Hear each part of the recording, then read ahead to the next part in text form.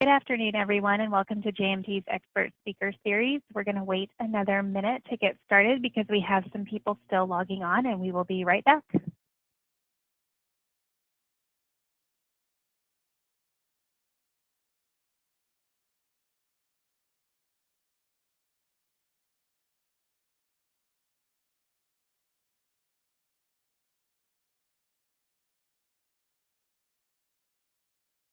I guess in the meantime, Melissa, I could try turning on my webcam, see if that works. That would be great. Thank you. All right. Hi, everybody. Good. Blake here. You can see our office behind me here in sunny Los Angeles, although it's June, so we get June gloom. Hasn't been actually all that hot. Oh, I'm jealous. I'm in Texas where it's very hot. Very humid. I was in Houston for the CPA Society Spring Accounting Expo, I think last month. And it was definitely muggy. Yes, Houston is a lot more humid than it is in Austin, but still hot. So, all right. Well, it looks like we've got quite a few on. So thank you again for joining JMT Consulting today. My name's Melissa, and I'm the manager of events and programs at JMT.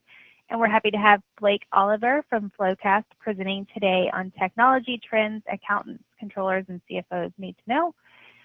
This webinar is sponsored by JMT Consulting, and we're an ERP and financial management solutions firm with 28 years experience, and we specialize in nonprofits. We work with a wide variety of software partners, FloQast being one of them. I'd like to share just a few housekeeping notes with everyone, and then I'll turn it over to Blake. So if you have any questions today during the webinar, please make sure that you submit them in the questions box on the control panel to your right. We'll answer those questions at the end of the webinar. You'll also receive a survey at the end of the webinar to tell us how we did today and to tell us what your next steps are. And then we are also recording today's webinar, and we will email out that recording along with a copy of the slides for you.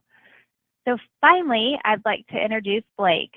Blake Oliver is a CPA, entrepreneur, writer, and speaker who specializes in accounting technology. In 2016 and 2017, Blake was named a 40 under 40 in the accounting profession by CPA Practice Advisor. He is the Director of Product Marketing at FloQast. And before joining FloQast, Blake worked as a manager in the outsourced finance and accounting division at Armanino LLP, the largest California-based CPA firm and a top 25 firm nationwide. He holds a Bachelor of Music from Northwestern University and an accounting certificate from UCLA. He lives in sunny Los Angeles with his wife and his 4-year-old son. And with that, I'll turn it over to Blake. All right. Thank you so much, Melissa. Let me make sure my slides are working. Yep. There we go. Yeah, so as Melissa said, I am Blake Oliver. I'm a CPA. I'm a director of product marketing. This is actually my first marketing role. It's just I think they put me in this department because I get to go out and do webinars, and I guess that makes you a marketer. So you know, I've been writing and blogging and speaking about accounting technology for the past 10 years or so, and FloQast said, hey, why don't you come do that for us? And I love what they were up to. I was actually a prospect of FloQast when I was at Armanino, and they happened to be a mile away from where I was living in LA. And when they started recruiting me to come work for them, I really couldn't pass that up, given that I had been commuting down into West LA. And look at this wonderful office I get to work at, and I have a 10-minute commute. It's kind of insane. So let's hope that keeps going. I like to think of myself as an accounting technologist. And so I'm going to tell you a little bit about FloQast and why it is the mix of accounting and technology that appeals to me so much. So we are close management software created by accountants for accountants, and we help accounting teams close faster and more accurately. We have over 700 mostly mid-market customers. It's crazy, that number, I think when I started was half that, and it's been only a year and a half, so growing really rapidly. And we have the highest customer satisfaction of all finance software on G2 Crowd, which is the Yelp, basically, of business software. So it's a very prominent review site. We're really honored to have that. And part of the reason that we do so well on review sites is because 2 of our 3 co-founders are former auditors and CPAs and accountants. Mike and Chris, our CEO and COO, worked at the Big Four and then went into industry and saw this terrible problem with the way that accounting teams are managing the month-end close and how manual and inefficient it was. So decided to get together and create a solution to solve that problem for folks. And they wanted to make sure that the people making the software were also accountants. So 25% of the team here in LA, we've got about 150 people here, are all former accountants, auditors, and we try to get them on every team. So I'm the CPA on the marketing team. We've got them in engineering, in product, in sales, and I think it's a big part of what makes us work well, right? We're not developers creating software for accountants, we're accountants building it. And that's the reason why we got some amazing logos. My favorite, I love using Lyft, Yelp, Grubhub, Golden State Warriors, of course, can't forget to mention them, Ancestry, Okta, and of course many more that you may not have heard of, but are benefiting from close management. So with that introduction, I want to get right into the 5 technology trends that you need to know. I've been following these trends for about the last 10 years. I think these 5 are the ones that as accountants and finance leaders we need to be aware of at the very least, and potentially even look into implementing them very soon in our organizations, especially APIs and remote work. So let me tell you a little bit about my history and why you should listen to me. As Melissa mentioned, I majored in music. I was a music major at Northwestern. I was not planning on being an accountant. I thought I was going to be an orchestra cellist. And I graduated in 2007 in the winter, and right into really the financial crisis. And I found myself in a situation where I had really no marketable skills, and I was playing weddings for $100 and driving 2 hours to do that each way. And I realized very quickly that wasn't exactly the life that I had imagined for myself. And so being good with computers and numbers, I picked up bookkeeping as a day job to support my music habit. I still at that time was a little bit delusional and thought I could still get into an orchestra. And so I got into bookkeeping. I was doing small business bookkeeping, and what it looked like in 2009 was a desktop accounting software. I was using QuickBooks Desktop. I was keying in transactions into that software from paper bank statements. That was like 80% of what I was doing. I would put on music and relax. I liked the job because it was flexible. It's kind of mindless though, right?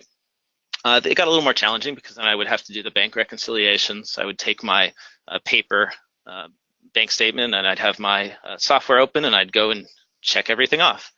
And I was doing manual import and export of data. So if there was a payroll system, I'd have to figure out how to make the journal entry. Sometimes the accounts payable systems that I was working with were not integrated. So a lot of manual data processing. And I spent a lot of time driving around to my clients' offices, getting them to sign checks, paper-based approvals, very paper-heavy. I kind of enjoyed the filing because I like being organized, but not particularly efficient and was difficult to scale. So I was doing freelance bookkeeping work at that time, and that was right when cloud computing, cloud accounting in particular, got to be really good in the small business accounting space. And I have always been into technology. I liked sound recording in college.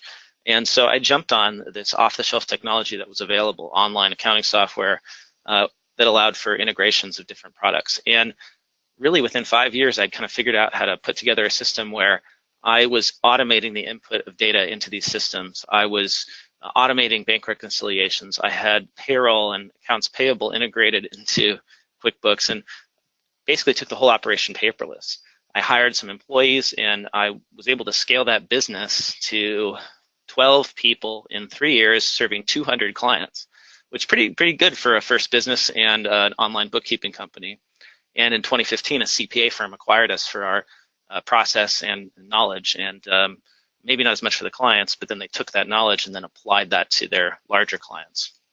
And it's just kind of amazing the difference that happened in 10 years, right? From 2009 to 2019, we can now automate 80%, 90% sometimes of the manual work in accounting. And I'm starting to see this in mid-sized companies and larger companies as well, where this exact same trend is now happening. And it makes a humongous difference in what you can do and how many people you need to do it. So I guess my message here is that accounting is transformational. It was transformational for me personally because 10 years ago I didn't have a job, and now here I am, director at a software startup. If you're willing to embrace the technology, then really your personal career is unlimited in this new world of accounting and finance. And because, I mean, why was I successful? It was because look, okay, I'll admit I'm a smart guy, obviously, but I think it's really not that. It's really that nobody else was taking the advantage, right? The firms I was competing against were still doing it the old-fashioned way, and clients didn't want to do that. So if you're a controller or a CFO, and you embrace this technology, then you will have a humongous advantage. And studies show that teams that embrace what I'm going to talk about can cut staffing, reduce staffing by 4 times versus inefficient companies who are manually processing transactions. And that's not a bad thing. Yeah, it's actually a good thing because, as I'll discuss, we have a huge talent shortage in the accounting profession that we need to solve, and this is really the only way we're going to do it. So let's get right into it. Technology trend number 1, accounting or application protocol interfaces, APIs. This is one of my favorites. When I talk about cloud accounting, this is what I am talking about a lot of the time. And by the way, if you have a question, please feel free to put it into the questions panel. I'm going to do my best to monitor that. Actually, let's see, I think I've lost the questions panel. Oh, here it is. Yeah, so if you have a question as I'm going, please feel free to put it in there and I'll do my best to answer. I know this is a lot to cover, but I think it's better if I answer at the end of each trend rather than waiting for the end. So that's there for you. So let's talk about APIs. What is an API?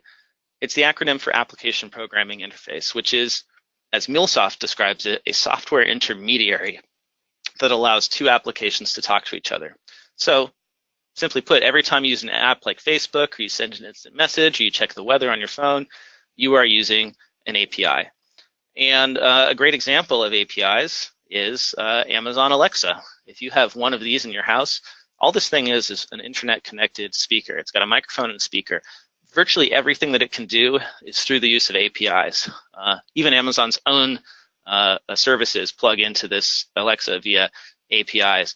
Allows you to play music on different services like Spotify, or allows you to buy things on Amazon, or check the weather on weather.com. That's all through the power of APIs, and otherwise this would be a pretty dumb thing to own.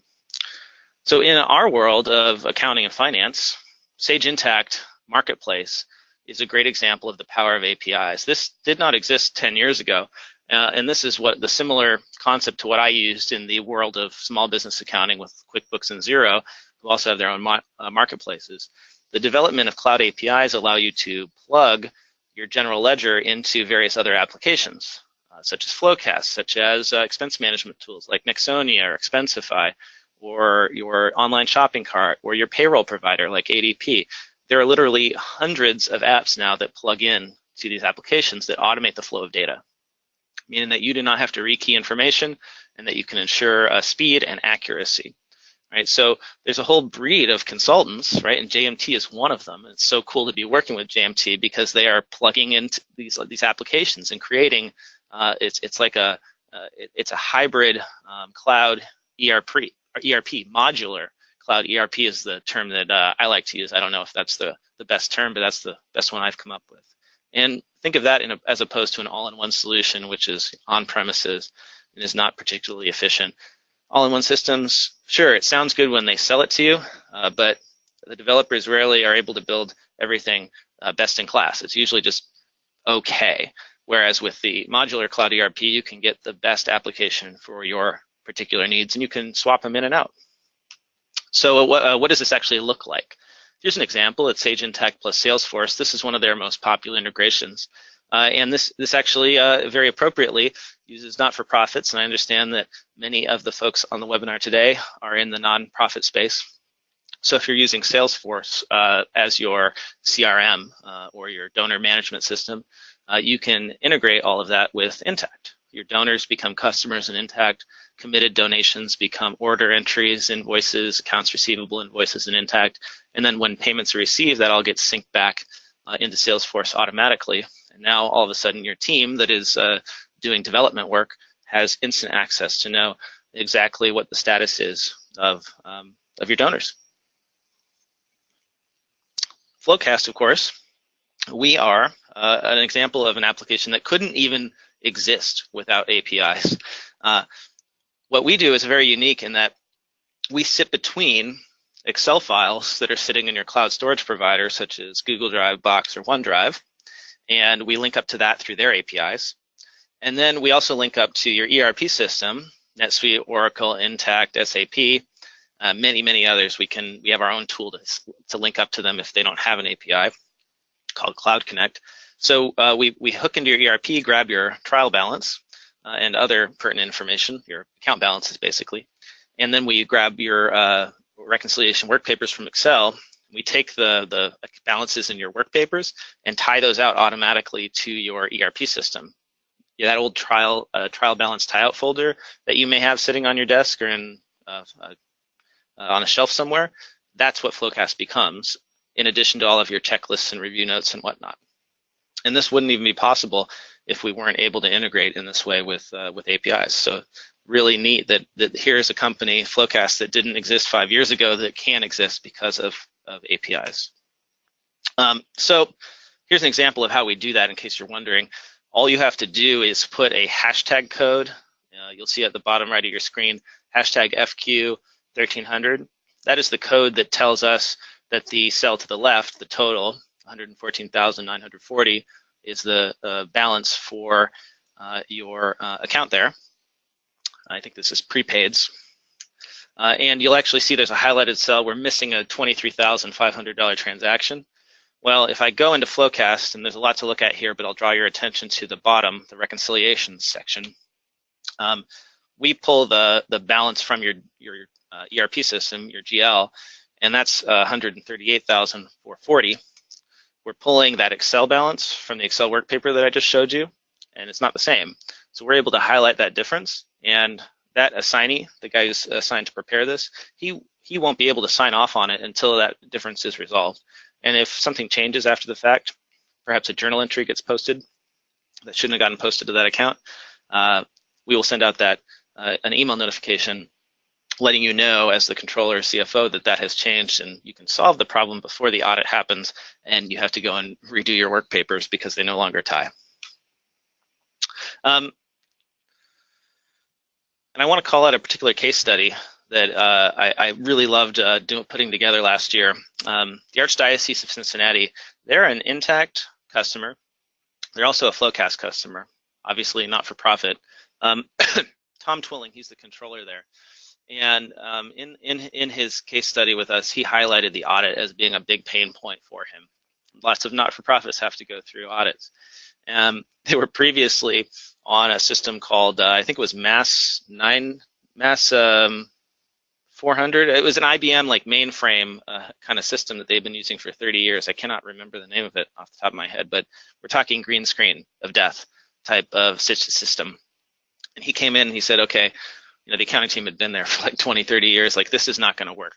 And swap that out for Sage Intacct, put in FloQast shortly after that, some other systems. And basically they were able to cut their audit in half, right? And the time that he has to spend with the auditors is much less. And more importantly, he's able to get the checklists, all those things that need to happen during the month-end close out of his staff's heads and into a system of record where if somebody leaves or retires, which was starting to happen with his team because they'd been there for a long time, he's able to bring in young blood and give them those checklist items, and they can roll with it. Gives them that confidence. So great example of a change that was possible because of cloud APIs. Now that's not to say that there aren't risks associated with APIs. You may have heard about a company called Facebook that had some security lapses, or you may have heard about Gmail having some security issues last year. That's actually the downside of APIs is when you open the gates to allow other applications to integrate, you create security holes potentially. And in Facebook's case, it was Cambridge Analytica, a developer on their platform that was siphoning off customer data and using it inappropriately. Facebook didn't have proper controls in place to make sure that that data was being used properly. With Gmail, the problem is that they allow plugins to connect to your email, And many of these plugins were requesting more information they needed and siphoning off your emails. And apparently humans were reading these emails, not for any nefarious purposes, for development purposes, but that got out, and people were, understandably upset. So whenever we use APIs, we have to understand they're powerful, but they also create security risks that we have to review and mitigate. And fortunately, in the accounting world, developers such as Intact, here at FloQast, other cloud ERP providers are very good at mitigating those risks and making sure that apps have proper access privileges, because we're used to doing that in a way that these tech companies are not. So with that, I want to go ahead and launch a polling question for our next section. So I'm going to give this a shot. Let's see, launch poll. Okay, so I want to know, what do you think the impact of automation and AI will be on the accounting profession over the next 10 years? Do you think that it will create more jobs than it will destroy, that the net impact will be neutral, or that it will eliminate more jobs than it will create? Always very interesting to see the impact, the responses with accountants and finance people on the webinars, because it tends to be very different than when I'm talking with a tech audience, who tends to be very optimistic. Okay, cool. I'm going to go ahead and close this poll, and we'll take a look at the results.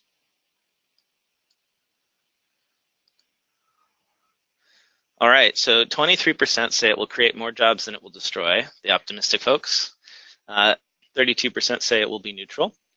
And 45%, this is actually pretty common on the webinars I get to do, say it will eliminate more jobs than it will create.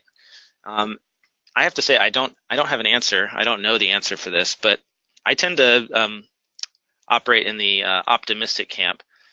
And my argument is that even if it does eliminate more jobs than it will create, we actually, to keep up with economic growth due to changing demographic trends, we have fewer, lower population growth. We are going to need automation. So even if it does eliminate more jobs than it creates, that's actually okay. But nobody really knows the answer. We will never. We'll find out over the next 10 years, I suppose. All right, thanks for giving me that information, participating in that. So I'm going to talk about the next two trends are kind of tied together: robotic process automation and artificial intelligence. So let's talk about robotic process automation first, because that has tended to be a pretty big buzzword in the accounting world, also known as RPA. It's really just a fancy word for automation. So many of you may have seen this chart in a lot of accounting publications or in fear-mongering sessions at accounting conferences. The probability of computerization for various jobs on these lists, accounting always shows up towards the top, right under telemarketers. Accountants and auditors have a probability of computerization of 94%, according to a study in 2013 that was published in The Economist. And recent studies say the same thing. And you look at this and you wonder, is that really possible, right? And what I like to think is that, yes, accountants and auditors, our jobs have a high probability of computerization, but that doesn't mean the entire job will be computerized. And a study by McKinsey kind of bears that out, which is that they found that currently demonstrated technologies, which include robotic process automation, can fully automate 42% of finance activities and mostly automate a further 19%. That, of course, doesn't mean that it's going to impact your whole job, unless, looking at this chart, your entire job is cash disbursement or general accounting operations. That often means simply like posting transactions into the general ledger, or revenue management, right? That's accounts receivable, another word for accounts receivable. So as long as your job isn't one of those things in its entirety, right? And I'm guessing if you're on this webinar, you're probably not an accounting clerk, then your job is much less at risk. Looking at financial planning and analysis, 45% is highly automatable, 11% is fully automatable, but there's still that good chunk that's not, right? Treasury services, risk management, audit, there's a lot of those that are just not easily automatable. And of course, if your job crosses many of these functions, then the key is to create value in the work that is not automatable. So let's get a little more specific. This is an article in the Wall Street Journal from 2017 about 3 RPA companies. Right? These are companies that specialize in RPA. And I guess the big news last year was that together, these 3 companies called UiPath, Blue Prism Group, and Automation Anywhere, they collectively raised nearly $700 million. RPA is taking off big time in enterprise with big companies, Fortune 500 companies. These RPA companies have been around since 2005, but the technology has just started to get to the point where it's getting really, really good. The combination of artificial intelligence and what are essentially really, really powerful macros is allowing companies like Chevron here to automate a bunch of work that they had to have armies of people doing. And Forrester projects that the market for RPA software is going to grow to $1.1 billion. It probably has already surpassed that. And it was just $325 million in 2016. So here's an example of RPA in use at the Big Four. Ernst & Young was featured again in the Wall Street Journal, and this was also in early 2018. They are using RPA bots, and there are a few examples here that are kind of interesting.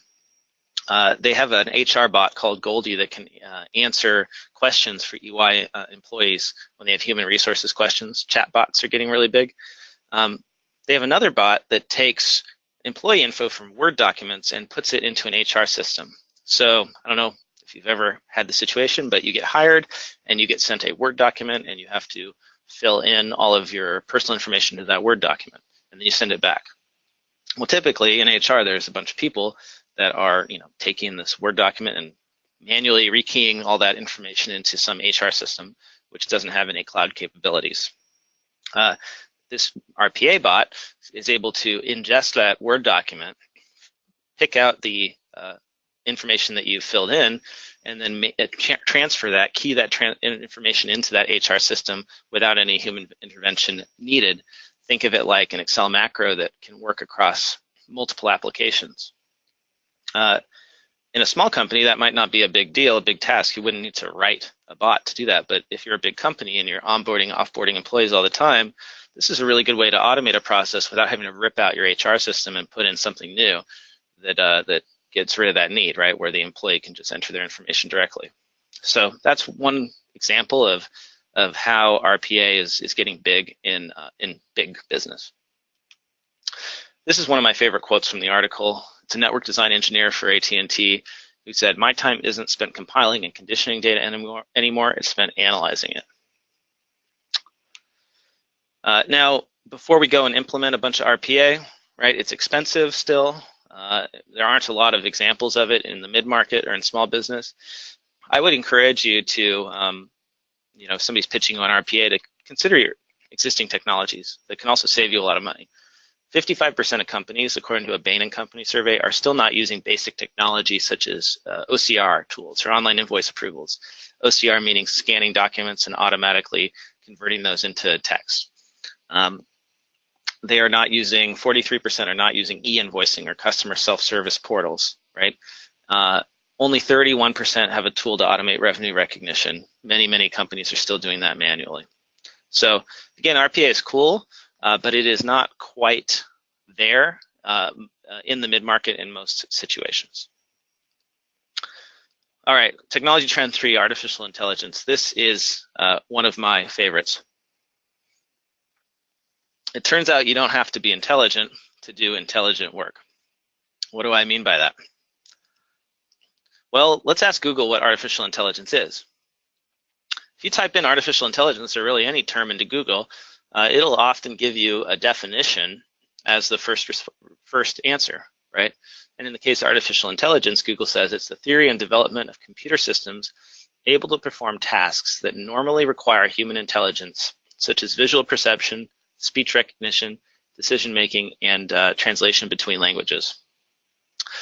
Okay, so it's basically a computer system that can do a task that normally requires human intelligence. That's a pretty broad definition, right? And there's a lot of things today that we take for granted that are really, artificial intelligence, including this entire process of searching for a definition on Google, right? Google has to understand when you put in that term, when you say what is artificial intelligence, that you're looking for a definition. That is artificial intelligence right there. And it's an example of the type of artificial intelligence that doesn't require the machine to be human in any way. It's just parsing the language to figure out what you want. So that's one example of a broader trend, which is this natural language processing capability, which is one of the biggest benefits of artificial intelligence right now. And that's demonstrated in by Alibaba. They have probably the most sophisticated natural language processing AI in the world. They put their AI to a test against human beings that beat humans on a Stanford University reading test. So I think the test was that they had to read Wikipedia articles and then answer questions about those articles after. And the AI was able to just edge out the human beings in this test. So that's an example of one type of artificial intelligence called narrow artificial intelligence, also known as weak AI. It is built for a specific task. It is not sentient, but it seems intelligent. And that essentially is all AI right now. And if you've ever tried talking to your phone and have gotten frustrated by it, well, that's why it's called weak AI, because you have to ask very specific questions in the right way for it to figure out what you want. It is not generally intelligent. And that's the second type of AI, general or strong AI. It is built for a general purpose and it is sentient like human beings. And thankfully, nobody has figured out how to do that yet. And if you have seen the movie Ex Machina, you will probably know what I'm talking about, how scary that can be. If you have not seen it, I highly recommend it. It's a great film and shows the danger of creating a strong AI. And there are people in the tech world who many say we should regulate artificial intelligence research so we don't accidentally create a strong AI that ends up taking over the world, like in all those sci-fi movies that at least I grew up watching. So nobody's figured out how to do that. We're not really close to it. If somebody has, it's probably in a government lab somewhere, and why would they tell us about that? But right now, it's all narrow, specific use case AI. So given that AI is really just specifically intelligent and not generally so, how intelligent is it, though, when you compare it to a human being? Well, a trio of researchers in China tried to do that. They took the 4 different AIs that are commonly available, the best ones, which include Google, Baidu, Bing, and Siri, and they ranked them. So they did that in 2014 and then in 2017. And you can see the light blue line, they rated Google and Bing at the time. The AIs came in at, Google was a little less than 30 IQ points. Bing, probably 17 or something like that. Not particularly smart. But you can see the vast leap that they have made in 2 years. Google is now closer to 50. Well, how does that compare to a human being? An average 6-year-old has an intelligence of 55.5 IQ points. So that's getting to be pretty good in terms of how the AIs appear to be intelligent. Now remember, they're not actually intelligent, but this is just what they seem like to us. And if it gets good enough, even if they aren't actually sentient, does it really matter, is one of the questions. So you can see the IQ distribution curve. The middle is supposed to be 100, and then we have this a fall off here. So again, currently Google is the best one we've got, and it's dumber than 99.9% of the population, so of adults. So here's some terms for AI. If you want to sound smart at a cocktail party, there's machine learning. These are algorithms and statistical models that computer systems use to perform a specific task without using explicit instructions. So they're relying on patterns and inference instead. So the idea is, an example is, let's take the general ledger data of, 1,000 companies and feed that into an AI and ask it to figure out trends on its own using these algorithms. There's also natural language processing, which we just talked about. That's the ability to analyze, understand, and generate the languages that humans use naturally. This is very advanced right now, as we discussed, with Alibaba being able to match human beings, even edge them out slightly on reading comprehension tests. We've also got bots that can write news articles in a convincing manner. If you're on social media and you follow politics, you are probably aware of Twitter bots, right, that can mimic human beings and manipulate the conversation online. So this is a big issue, both beyond accounting and finance, but also provides some really cool applications for us. And then there's RPA, as we talked about. So that's utilizing software with artificial intelligence and machine learning to handle those high-volume, repeatable tasks that previously required humans to perform. An example of that might be high-volume account reconciliations. Can we throw two data sets at a computer and get the computer to do the reconciliation, or the vast majority of it, for us automatically? And at FloQast, we actually have built a product called Matching, FloQast Matching, that does that. This is a really cool video that I highly recommend you check out on YouTube if you get a chance. Google has built an AI that can call local businesses to make appointments for you. In this video, it's an example of a hairstylist appointment. The application was previewed at Google's developer conference last year. Just search Google Duplex on YouTube and you will probably find this very simply. It is now available for the general public. So if you have an iPhone or an Android device, you can just search for Assistant on the App Store. I have it right here. And you can actually tell it to make a reservation for you at a restaurant, and it will do that. It will call the restaurant and book the appointment. It knows enough natural language processing to be able to understand what the person is saying on the other line and get you the table you need for however many people you need at a specific time. And it is pretty darn scary how good it is. So AI applied to the accounting profession, what does that look like? Well, here's a few stories that I spotted last year. KPMG is partnered with IBM Watson. They have created two tools using natural language processing to automate tedious work. They have a contract abstraction tool that extracts lease data from contracts. So feed in your leases, right, for lease accounting purposes. It will pull out all of the data points that you need to then do those amortizations or to add those to your balance sheet. They also have one that can take in research documentation and try to figure out if that research qualifies for tax credit subsidies. PwC is also doing this. They have partnered with a company called H20.ai to build a bot that can take in general ledger data and identify anomalies, such as fraud. And they are trialing it right now. It's been done on 20 audits in 12 countries, and they won Audit Innovation of the Year winner in October 2017. So still kind of in the trialing phase, not mainstream yet, but I would expect that over the next 5-10 years, a lot of these tools will be used, especially in audit, to automate the formerly manual work.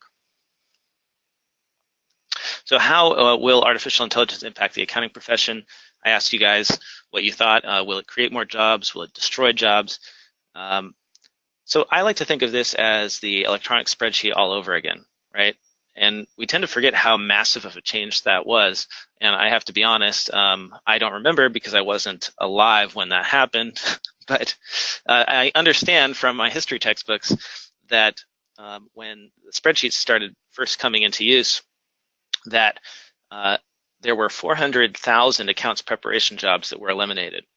That's according to Paul Jenkinson, who was a partner at a technology company, Whitespace. He was quoted in the Journal of Accountancy. I haven't found the data to back this up, but I believe it. And he said that 400,000 accounts preparation jobs were eliminated, right? So this is like bookkeeping jobs or people manually creating ledgers and whatnot and tallying those up. But it created 600,000 more accountancy jobs because according to economics, when the price of something lowers, demand tends to increase. So people now wanted those spreadsheets, which used to be really expensive to prepare. And so theoretically, if that same trend happens in accounting, that AI and automation, and this is what I experienced in my business, will lower the cost of these products and services. So for instance, bookkeeping in my case, I was able to do it for half the price of a traditional accounting firm, that it will increase demand. So all of a sudden more and more businesses want it. And so because even though my price was half of what a traditional accounting firm was charging, I was 80% more efficient, right? So my profits doubled. So even though I was charging less, I was making twice as much profit. And potentially that same trend will occur in accounting more broadly. And that's what we're working on at FloQast. So this is our vision for the month-end close, right? We started out as a company building close management software, really workflow, checklists, review notes, collaboration, communication, organizing documents. That's what we started as 5 years ago. Now what we've moved into with new products such as flux analysis and matching is helping to automate that work.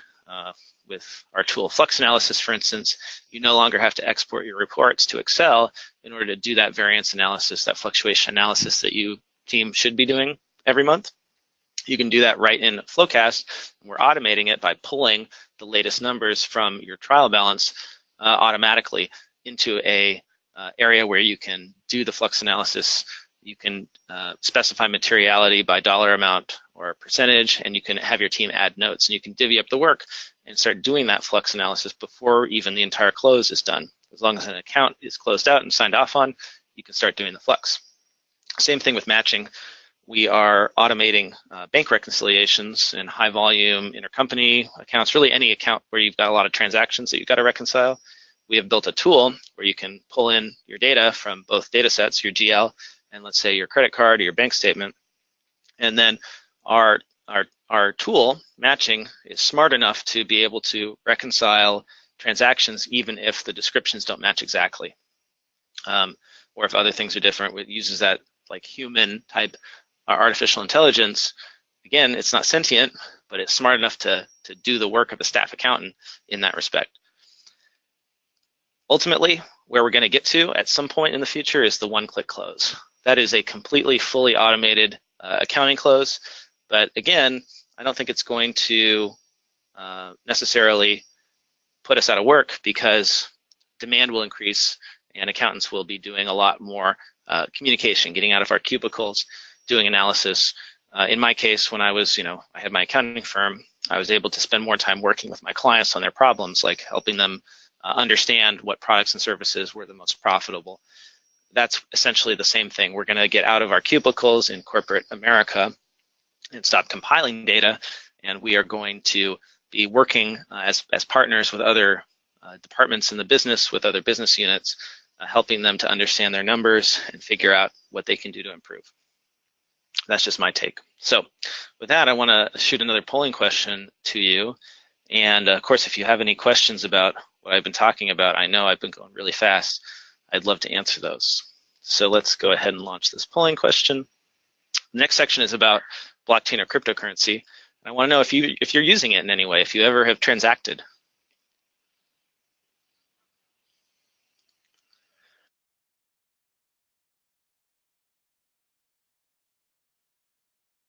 And I will leave this open just for a few more seconds. And if you have said yes, I would be curious to know in the chat or in the Q&A, like what you're doing. I'm going to go ahead and close this poll now. Close poll. So I was really proud of myself. Not a lot of people are using blockchain. I kind of heard about it early on, which I pride myself on staying on top of the latest technology. I knew about blockchain, or a Bitcoin in particular, when it was $250 per Bitcoin. And of course, now I'm kicking myself that I didn't buy at least one, because it's back up to 10,000 per Bitcoin. I did buy Bitcoin, but I sold it at 500 because I thought, oh, it's not gonna go any higher. Doubled my money, but could have done a whole lot better. So let's see, I got to get rid of this poll here. Hide results. The results of our poll kind of follow what I've experienced talking with accountants is that like not a lot of people in accounting or finance are using blockchain or Bitcoin. In fact, a recent Deloitte poll that I saw of controllers, and they have pretty good readership on one of their email newsletters. They send out a monthly poll. 0% of the people reading the newsletter were actually using blockchain in any way in accounting. So this is, again, one of those trends that gets talked about a lot, but unlike RPA, unlike APIs and cloud accounting, is not actually happening yet, right? This is still out there. We will see what happens. So I'm just going to hit this one really briefly and give you a brief overview of what blockchain is, so hopefully you can understand it if you're not familiar with it already. And first, the big thing to know is blockchain is not Bitcoin. Bitcoin is one type of blockchain. It uses blockchain technology, but blockchain is bigger than Bitcoin, right? And there are many, many other applications of blockchain other than just cryptocurrencies like Bitcoin. So what is a blockchain? The best that I can distill it down to is that blockchain is a distributed ledger. So you can even think of it like an Excel spreadsheet, right? It's an Excel spreadsheet, and everybody in the world who's part of that blockchain has a copy of it. Now, normally, if I made a change on my spreadsheet and I told you to make a change, right? If I trust you, then you're going to go make that change, and our copies are the same. When it starts to get to be a big group of people, we don't know each other, that becomes impossible, right? And so that's the whole point of the blockchain algorithm. Is it's secured by a proof of work consensus algorithm. So if I make a change in my records, it is automatically updated in all of your records thanks to this algorithm. So we can all have a distributed ledger or database that is the same without us having to know each other or trust each other or use an intermediary. And that intermediary part is really important because the problem that blockchain is trying to solve is a really big problem that we've had ever since the beginning of commerce, which is how do you transfer an asset between two peers without an intermediary? And if you think of a lot of what we do in finance, it is through intermediaries because we don't trust each other. Why do escrow companies exist? Why do banks exist in a lot of cases? It's because we need somebody in the middle to verify how much money we all have. And theoretically, the reason blockchain is such a big deal is that it can obviate the need for that intermediary in a lot of cases. Not to say there aren't issues. For instance, the ability to reverse transactions is not possible with Bitcoin. So, good luck getting your money back if you send it to the wrong person. Whereas, in banking, you can go through a process to fix that. But it is, potentially very, very disruptive and powerful. And one potential use case of blockchain that I want to draw your attention to is the use of it for tracking real-world assets. We talk a lot about cryptocurrencies. That gets a lot of attention because of the price and the speculation going on. But I think that ultimately linking real-world assets to a blockchain could have potentially, more useful applications. So, for instance, property records, right? The current paper-based system of managing property records is broken, right? That's why we have an entire business around insuring titles and all that stuff. So there are governments that are experimenting with blockchain as a way to track ownership of property by linking it to a blockchain versus paperwork that can be more easily forged. And again, when it comes to real-world assets, food safety, right? Using distributed ledgers as a way to track inventory so that I'm not just managing my own inventory. When I'm updating my inventory, I'm updating like a broader inventory for an entire group like Walmart. So Walmart has a problem with food safety, especially leafy greens. And so last year, they'd said that every supplier to them of leafy greens is going to have to start tracking their produce on a private blockchain. And what this will do is it will allow Walmart to if there's a Ebola outbreak, I'm using the wrong word. If there's a food illness outbreak, hey, it could be Ebola, who knows?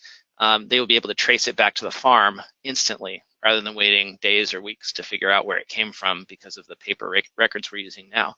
And it would be because everyone has to use this blockchain system it's in the cloud where all of the data is tracked much, much more efficiently and can't be forged because you've got to use these private keys and whatnot. So that's about all I can do on blockchain because I'm kind of sick of it. But if you have any questions, let me know. I'm going to go ahead and launch a polling question number 3 in advance of our final technology trend, which is remote work. So I want to know, does your team offer remote work programs? No, but we are thinking about offering remote work programs. Yes, we have employees who occasionally work remotely, or yes, we have employees who regularly work remotely. And this I find very, very interesting because there is such a huge range of teams. Some still, everyone has to come to the office every single day, 8 to 5, and some completely remote. There's even a company called GitLab with over 1,000 employees that's thinking about going public soon, and they are completely remote. No offices. The founder works out of his San Francisco 2-bedroom apartment, and that's never happened before. So I'm going to go ahead and close this poll and show the results here. And the results are interesting. 5% no, 5% no, but they're thinking about it. 64%, vast majority. Yes, we have employees who occasionally work remotely, and 27% have employees who regularly work remotely. And that makes sense to me given what I have seen and the stats that I'm going to share with you. So let's go ahead and talk about remote work, one of my favorite topics. So if you search remote work on Google images, this is what you find, right? It's always people working at the beach. Sometimes they're working at a lake on a dock, but it's always people in their bathing suits working on a beach. And I don't know about you, but I have never brought my computer to the beach because, sand, right? And it's just not conducive to getting work done. And so why is this the image that is perpetrated, right, by stock photo sites? This is what remote work tends to look like. So this is Zoom, a video conferencing application that we use here at FloQast and that I love. When I was part of an accounting firm, there were about 25, 30 of us, and we would get on team calls that looked like this. Every single person in a different location, able to see each other in person and talk. Believe it or not, the technology works. Of course, you've got to mute yourself so that it doesn't become a cacophony, but this is the future for a lot of teams and organizations. And most people are not working from the beach. 94% of remote workers, they're either at home, at an office, or at a co-working space. Only 5% tend to work from cafes, and only 1% work from some other location. So maybe those are the people that are working from the beach. The average telecommuter is 46 years or older, not young 20s somethings traveling the world. They tend to have a bachelor's degree at least and earn a higher median salary than a typical in-office worker. And how many people work remotely? About 3 million US employees last time I checked. That is about 3% of the workforce. They are working from home at least half the time.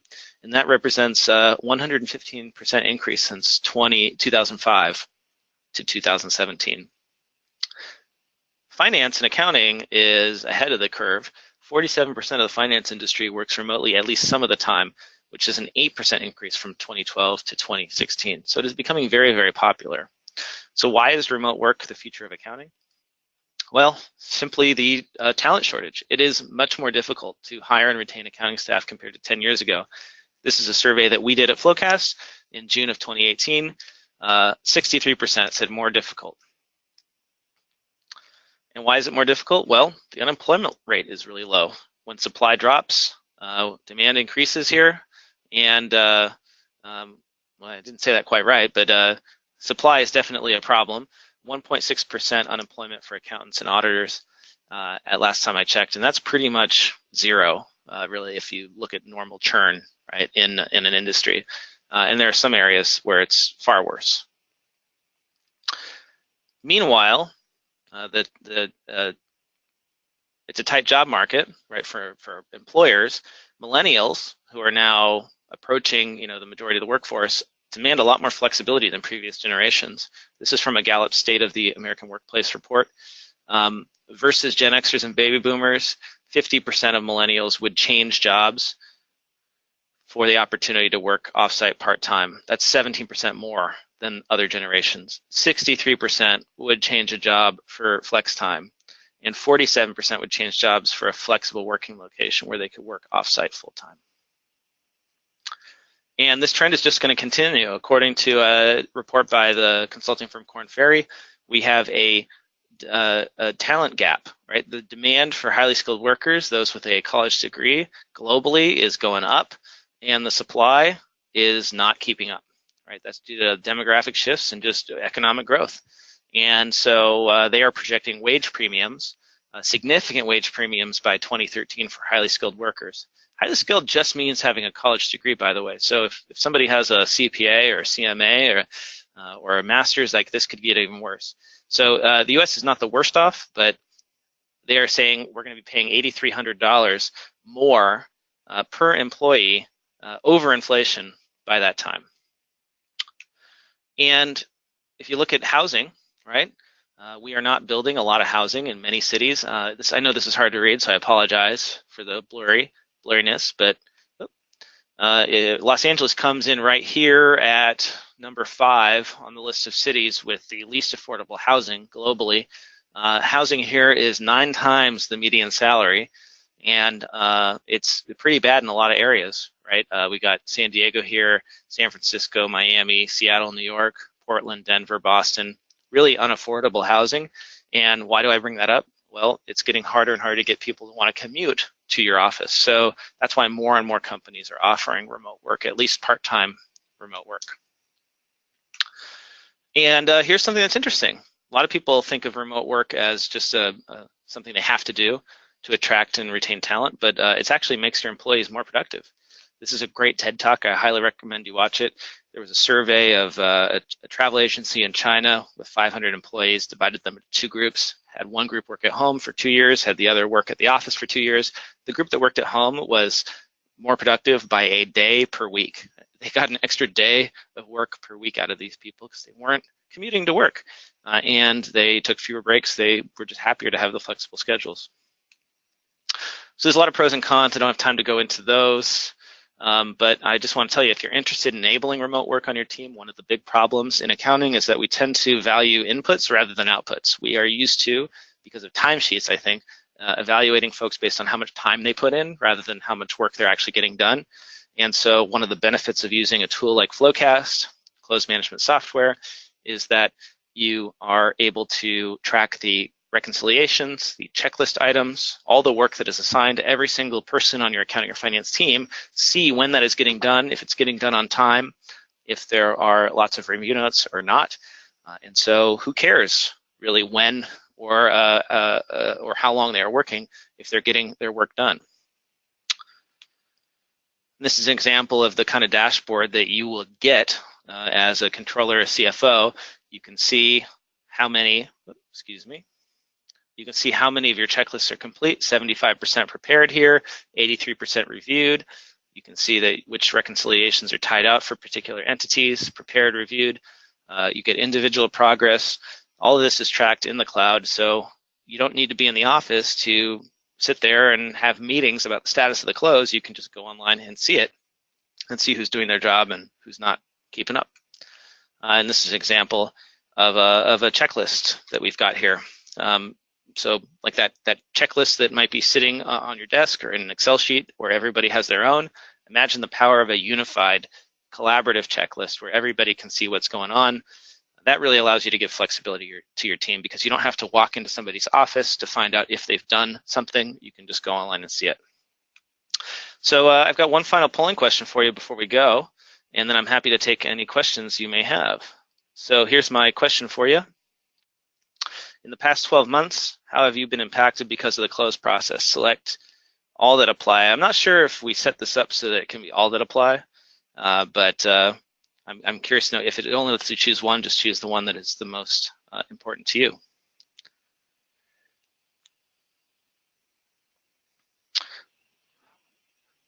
So is it that stress levels increase, necessary to log in during weekends or after hours, difficult to schedule life events, need to go into the office during weekends or after hours, or personal relationships suffer because of focus on work?